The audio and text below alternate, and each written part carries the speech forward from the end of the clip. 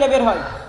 আমরা বাংলাদেশে 2024 সালের ছাত্র জনতার যে অভ্যুত্থান হয়েছে, এই অভ্যুত্থানের যে কয়েকটি রণক্ষেত্র ছিল জেলা হিসেবে, তার মধ্যে অন্যতম একটি রণক্ষেত্র ছিল এই বগুড়া জেলা।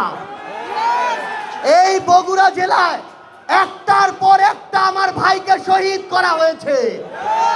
এই বগুড়া জেলায় একজনের পর একজন আমার ভাই বোনের শরীর থেকে রক্ত ঝরানো হয়েছে।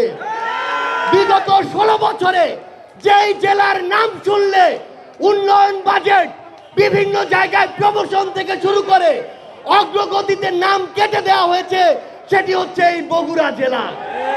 শুধুমাত্র নাম শুনেই বৈষম্যের শিকার হয়েছে, বঞ্চিত হয়েছে যেই জেলা ছিল, সেটি হচ্ছে এই বগুড়া জেলা।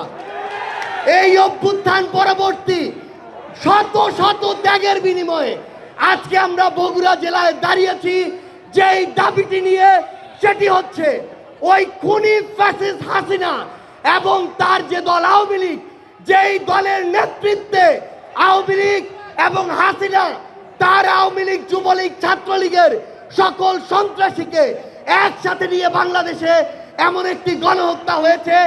আমরা তাদের সকল রাজনৈতিক কর্মকাণ্ড নিষিদ্ধের দাবিতে আজকে এই রণক্ষেত্র বগুড়ার মাটিতে দাঁড়িয়েছি।